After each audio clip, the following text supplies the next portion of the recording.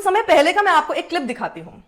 ये तभी मुझे समझ में आ गया था जब ये फूड चॉइसेस को लेकर कौन क्या खाना चाहते हैं, नॉनवेज को लेकर इतनी बड़ी डिबेट जब सबसे पहले जब शुरू हुई थी ना, क्योंकि अभी तक मुझे इंडिपेंडेंटली अपना यूट्यूब चैनल चलाए हुए ऑलमोस्ट 6 साल चल रहा है। उससे पहले जब मैं न्यूज 24 चैनल में थी, उनको पूरा क्रेडिट देते हुए मैं उस समय की एक अपने डिबेट का हिस्सा आपको दिखा रही हूं। आई थिंक सबसे बड़ा सवाल नाम का जो डिबेट शो था, उस डिबेट शो में से एक क्लिप मैंने पहले भी ये शेयर की थी। उस वक्त भारतीय जनता पार्टी के ये प्रवक्ता हुआ करते थे सुदेश वर्मा, अभी भी हैं कि नहीं मुझे नहीं पता, लेकिन उस समय पे काफी आया करते थे टीवी चैनल्स पर। इफ्तार का समय की बात चल रही थी और ये लोग इफ्तार पार्टी की जब बात कर रहे थे, उसमें मुझे एकदम से लगा भैया इफ्तार होगा तो वहां पर वेजिटेरियन तो सर्व नहीं होगा, और ये लोग इतना लोगों के नॉनवेज को लेकर और उनके फूड चॉइसेस को लेकर हमला करते रहते, तो जरा इनसे पूछ ही लिया जाए कि भैया आप जाएंगे वहां पे तो बिरयानी होगी तो खाएंगे कि नहीं खाएंगे। सुनिए इनका जवाब। सुदेश वर्मा जी, वहां पर तो बिरयानी भी होगी, मटन होगा सर जी। जाएंगे आप खाएंगे? जाएंगे और खाएंगे।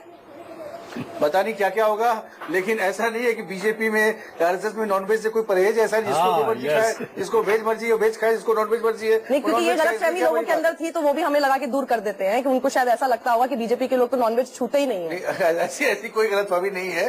नहीं है लोगों में, मैं इसीलिए उसको थोड़ा सा क्लियर क्योंकि आप दूसरों के खान पान पे उंगली उठाते रहते हैं और कई रेस्टोरेंट में होटलों में आपने हमले किए हैं और झगड़े किए हैं इसको लेकर, नॉनवेज को लेकर बीफ पर उठाते हैं। दूसरों को आप खाने देंगे, खुद खाएंगे।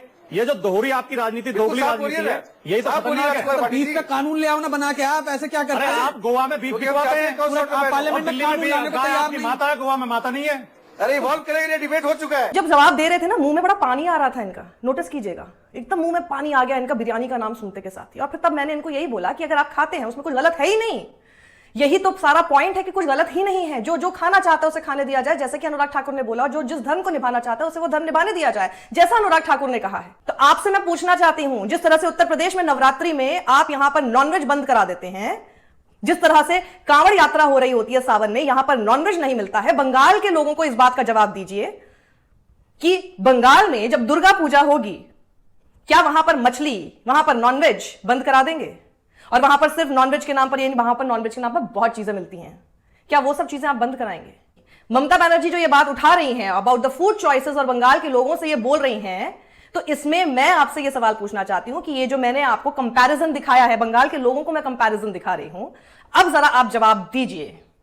हम क्यों ना माने कि बंगाल में आप वही करेंगे जो आप उत्तर प्रदेश में कर रहे हैं, और अगर आप बंगाल में जाकर वो नहीं करेंगे जो आप उत्तर प्रदेश में कर रहे हैं, तो क्या आपके अंदर हिम्मत है ये कहने की कि योगी आदित्यनाथ जो करा रहे हैं यहां पर, जो रॉ मीट नहीं मिलने देते हैं ट्यूसडेज को, जो नवरात्रि कांवड़ यात्रा के दौरान बंद करा देते हैं, वो सब गलत है?